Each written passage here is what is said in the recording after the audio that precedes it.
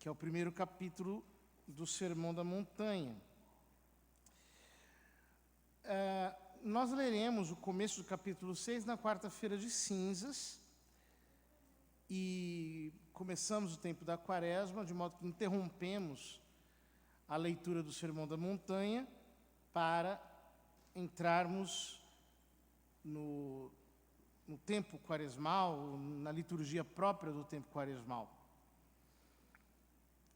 E, como já tinha dito outras vezes, o capítulo 5 de São Mateus, ele tem basicamente 3 partes. A primeira parte são as bem-aventuranças, a segunda parte é a parte em que Jesus fala sobre o sal da terra, a luz do mundo, a cidade no alto da montanha. A terceira parte, o chamado comentário aos mandamentos, ou as antíteses, porque sempre tem esta configuração. Ouvistes os antigos que diziam tal e tal. Eu, porém, vos digo qual e qual. Então, dá uma impressão, digamos assim, antitética. Parece que ele está fazendo um contraste, né? Mas, como eu já disse, não é exatamente isso. Nesse trecho, Jesus fala como um sábio de Israel. E de fato é assim. Se nós lermos o Antigo Testamento, nós veremos que a primeira parte do Antigo Testamento são chamados livros históricos, cuja primeira parte é o Pentateuco, a Torá hebraica, os chamados 5 livros de Moisés. E ali, Deus entrega a Moisés a lei. Mas, depois dos livros históricos, nós temos os livros sapienciais. E o que são os livros sapienciais? Os livros sapienciais são uma meditação sobre a lei. São justamente um convite a que nós penetremos mais fundo na razão escondida por detrás da lei de Deus. E o que Jesus faz aqui é mais ou menos isso, só que com uma profundidade ainda maior. Ele está falando com um sábio. Ele está falando com a própria sabedoria eterna de Deus, porque Ele é o Verbo encarnado, e nos mostra o que está por detrás dos mandamentos. E esta última parte, em que ele fala sobre a caridade, sobre o mandamento da caridade, é especialmente bonita e especialmente profunda. As partes anteriores, como nós vimos semana passada, quando Jesus fala sobre não ter raiva,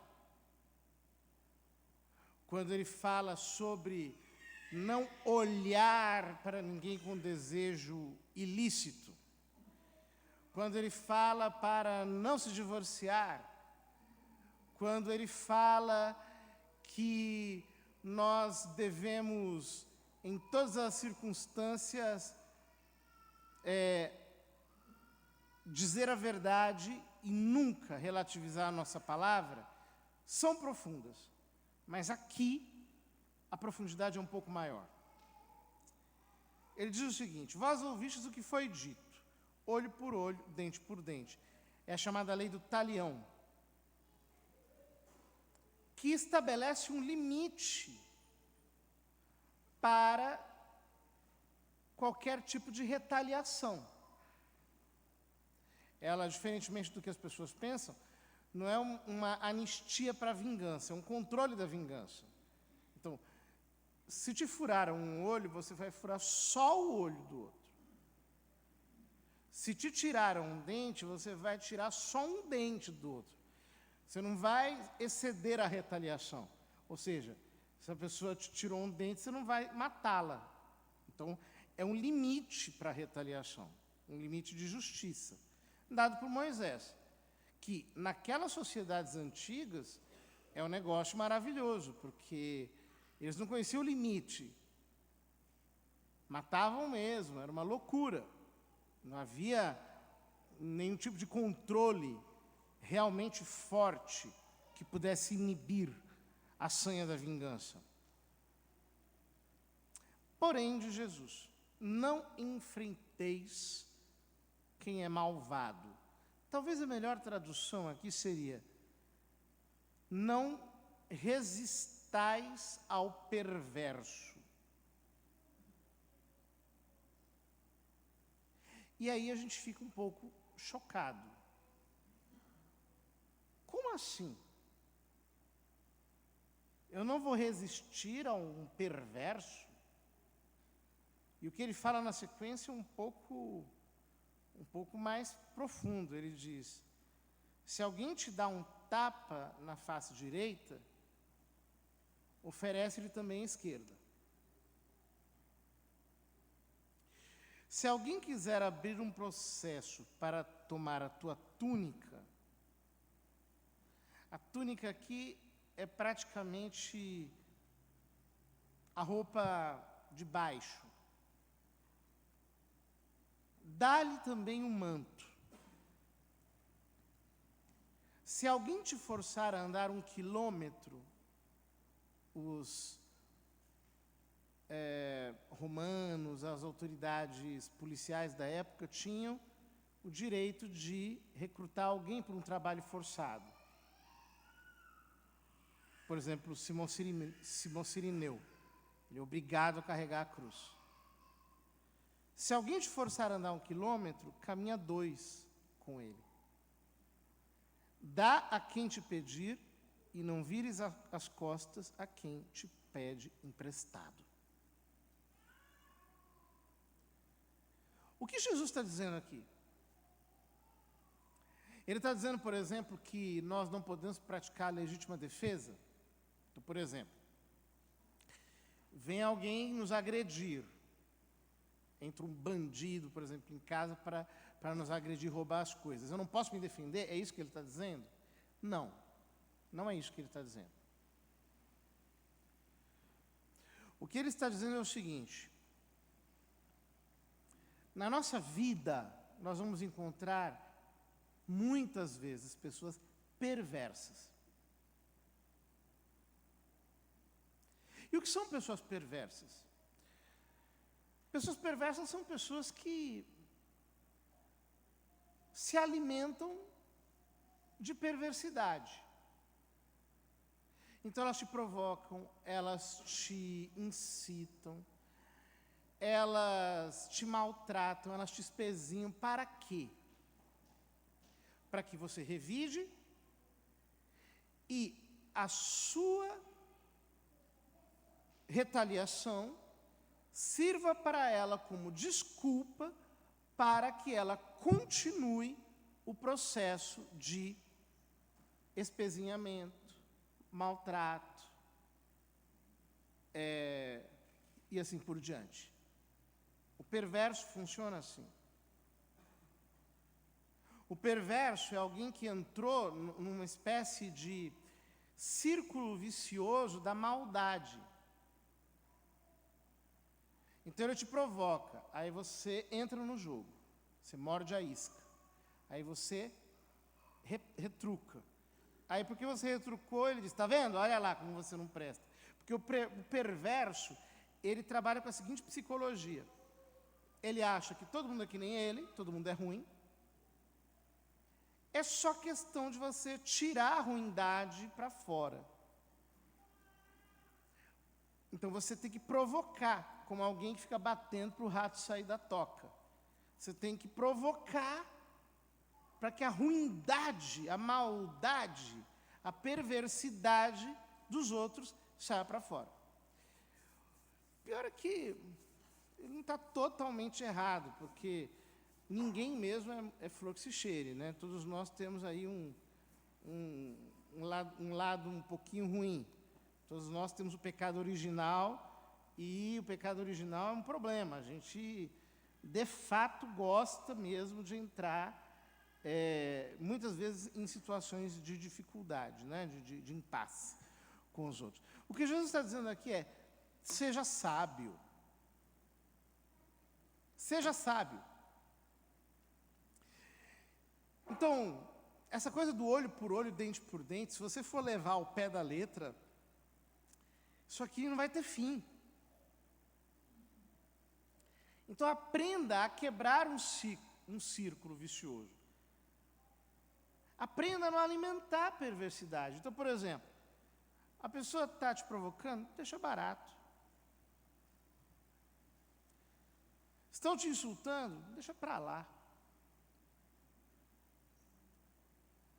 Ah, mas é que o vizinho está fazendo não sei o quê.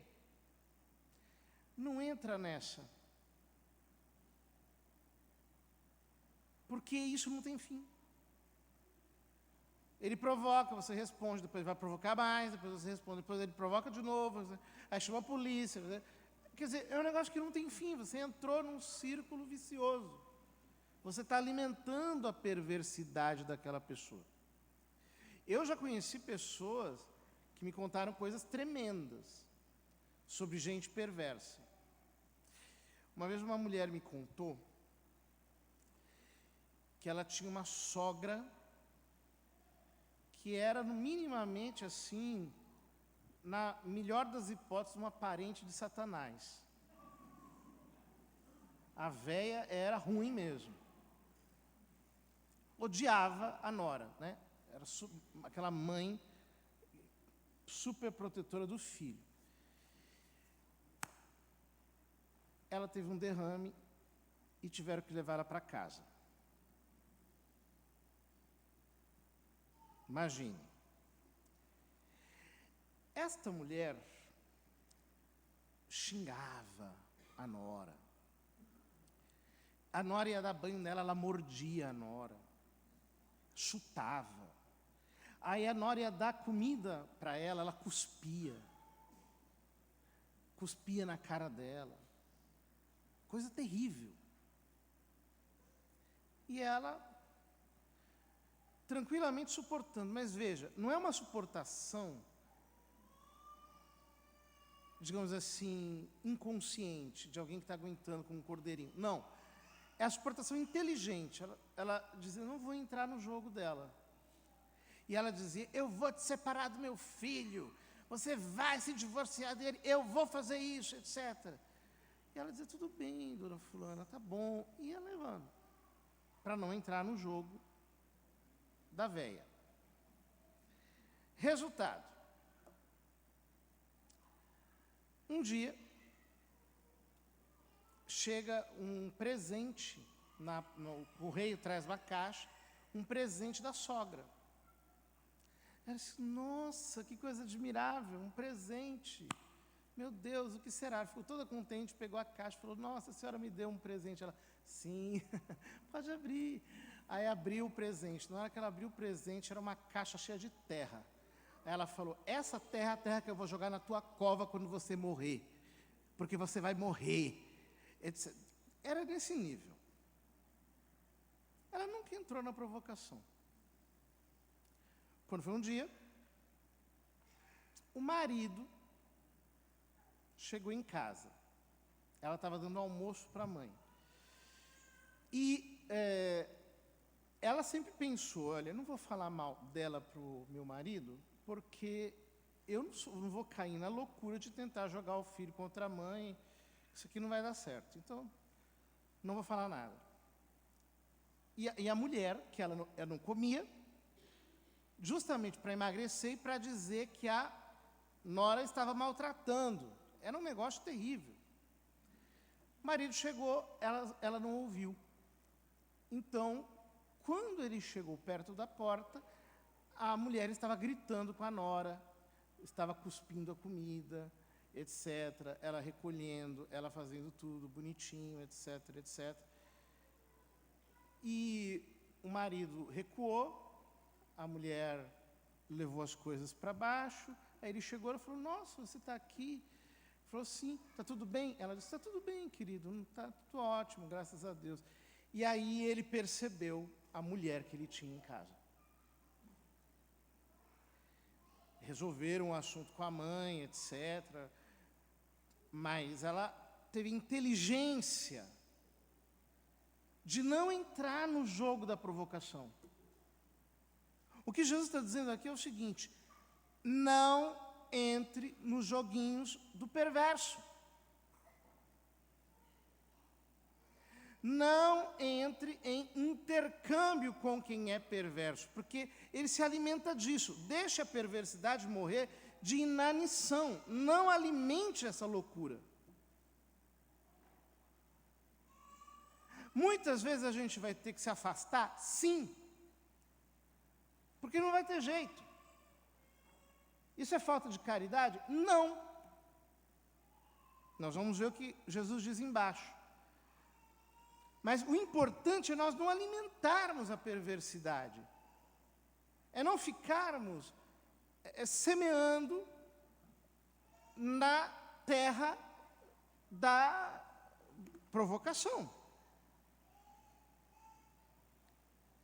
Em seguida, Jesus diz: ouvistes o que foi dito: amarás o teu próximo e odiarás o teu inimigo.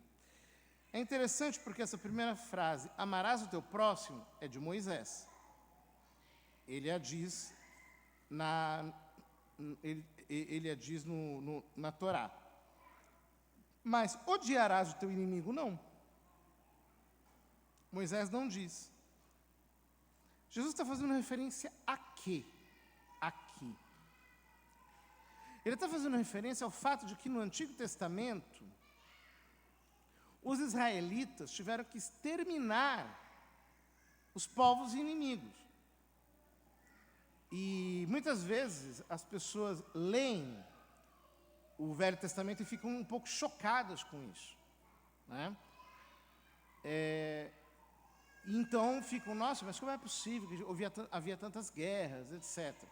Nós temos que colocar-nos naquela mentalidade antiga em que os povos precisavam lutar pela sua soberania, pela sua conquista, porque antes da Pax Romana, que veio no Império mesmo, era incessante esse negócio de chegar um povo inimigo e invadir o outro, etc. Era uma realidade concreta daqueles momentos. Então, era, digamos assim, um pouco a sociologia do tempo. Então, Jesus diz: os antigos diziam, amarás o teu próximo e odiarás o teu inimigo. Eu, porém, vos digo, amai os vossos inimigos. E orai por aqueles que vos perseguem.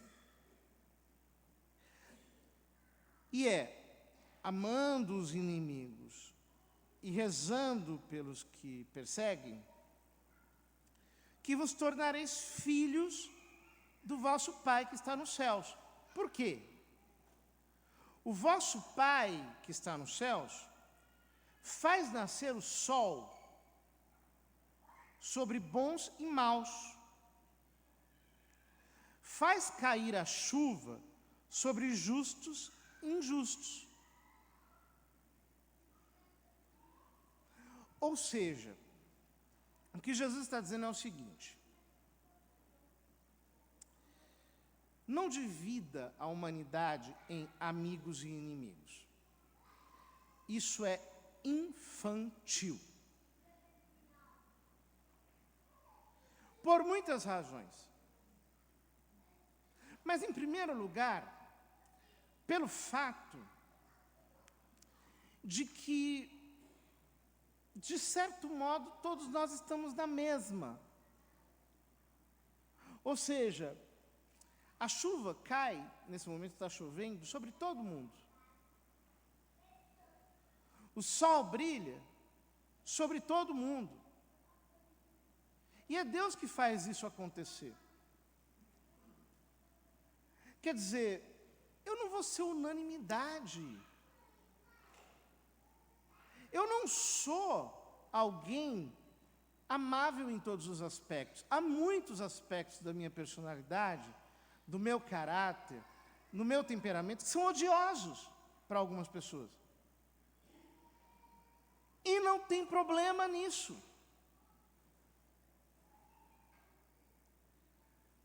fulano não gosta de mim. Tudo bem, tem lá os motivos dele.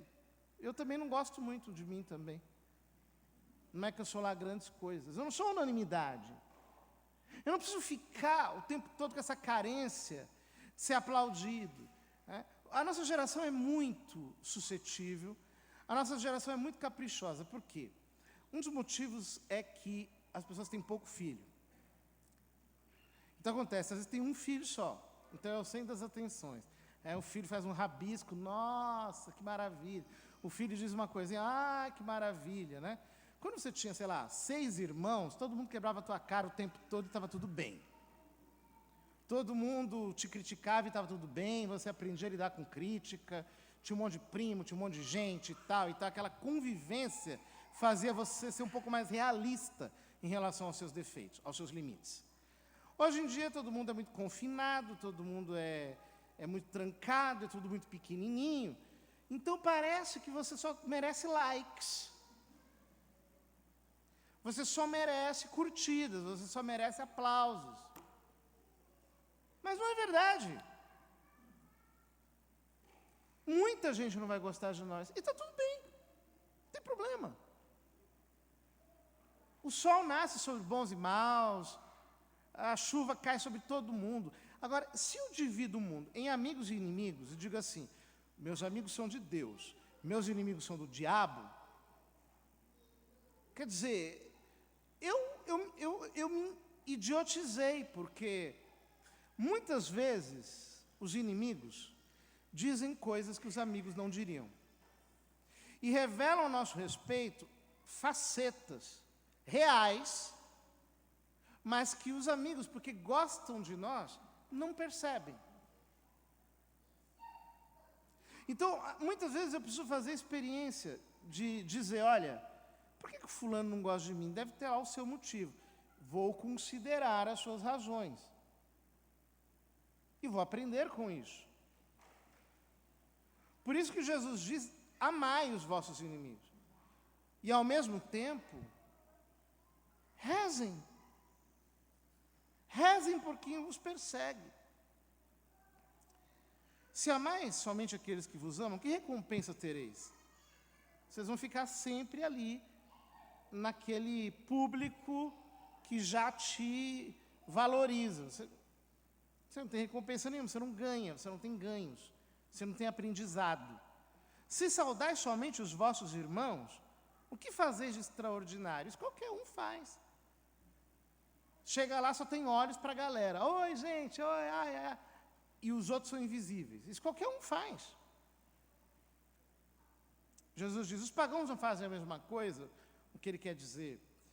As pessoas que têm incompreensão da lei de Deus não fazem a mesma coisa. E ele conclui dizendo, portanto, sede perfeitos como o vosso Pai Celeste é perfeito. E a palavra perfeito aqui, no grego, significa exatamente ser completo, não ter deficiências. Sede completos, sede inteiros, sede íntegros, como o vosso Pai Celeste o é. Isso nos coloca em relação com a primeira leitura, quando Deus diz a Moisés, para que diga aos filhos de Israel, sede santos, porque eu, o Senhor vosso Deus, sou santo. E a palavra santo aqui significa kadosh, é a palavra kadosh em hebraico, que significa separado. Mas em que sentido separado? No sentido de ser excelente, no sentido de ser especial. Conectando isso com o Evangelho, significa adquirir uma consciência da palavra que nos torna pessoas diferenciadas e que enxergam as coisas na perspectiva de Deus e não na perspectiva imatura de homens carnais que passam a vida inteira magoados por causa do seu ego ferido. Sede, pois, íntegros. Sede, pois, especiais, como vosso Pai Celeste é. E por isso, São Paulo diz na segunda leitura: acaso não sabeis que sois o templo de Deus? Acaso não sabeis que o Espírito de Deus mora em vós? Se alguém destruir o santuário de Deus, Deus o destruirá. Pois o santuário de Deus é santo, e vós sois esse santuário. Ele está falando aqui de dois pecados na comunidade dos coríntios. Os pecados de divisão, que estão no primeiro e no segundo capítulo, e os pecados de escândalo, que estão nos quinto e sexto capítulo. Então, ele diz: vocês são um templo de Deus. Assim como tem um templo lá em Jerusalém, vocês são um templo. E isso é muito bonito pensar, porque esse templo que foi construído por Salomão não existia desde Moisés até Salomão. O que havia era uma barraquinha, era uma tenda.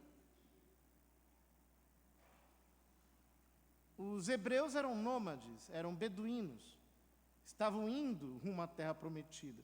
E Deus disse para eles: eu quero ficar com vocês, eu quero habitar no meio de vocês, eu quero peregrinar com vocês, eu quero ter uma cabaninha entre vocês, eu quero ter uma tenda para me encontrar com vocês ali. E quando chega o Novo Testamento, São João diz que o Logos era Deus, o Verbo era Deus, o Verbo se fez carne e montou a sua tenda entre nós. E uma tradução talvez um pouco mais literal é: ele montou a sua tenda dentro de nós. E São Paulo está dizendo isso. Vocês são a tenda de Deus. Aquela tenda que andava no Velho Testamento no meio do povo, são vocês. Agora são vocês.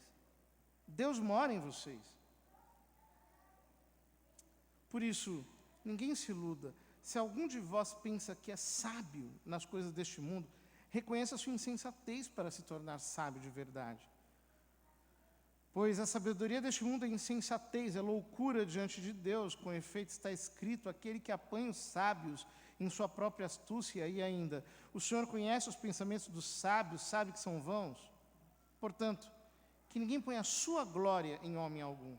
Com efeito, tudo vos pertence: Paulo, Apolo, Cefas, o mundo, a vida, a morte, o presente, o futuro, tudo é vosso, mas vós sois de Cristo e Cristo é de Deus. O que ele está dizendo? Que o fato de Deus habitar em nós, o fato de nós sermos a cabaninha de Deus andando na terra, nos obriga a uma sabedoria celestial. A não andar de acordo com a astúcia e com as preferências humanas, das quais ele falou até agora na primeira carta aos Coríntios. Ele está dizendo: até quando vocês vão ser divididos? Até quando vocês vão ficar? Eu sou do lado desse, eu sou do lado daquele, eu prefiro esse, eu prefiro aquele. Não, eu prefiro todos. Eu estou com todos, eu amo a todos, eu aprendo com todos, eu tenho um coração aberto a todos, o meu ágape é universal, é irrestrito, é completamente aberto, é indeterminado, e porque eu sei disso, eu sou completo, nada me falta. Até os meus adversários são meus abençoadores, porque eu estou aprendendo com eles. Que coisa linda tudo isso. Que nos ajuda, queridos irmãos, a entender a sabedoria do Evangelho. Não é apenas uma espécie de sacrifício para que nós possamos obedecer à lei de amar. Não, mas é a sabedoria do amor. A inteligência do amor. Desse amor que não é abstrato, que é o próprio Deus, que mora em nós e que nos fez o seu tabernáculo andante, errante, peregrinante no meio dessa terra.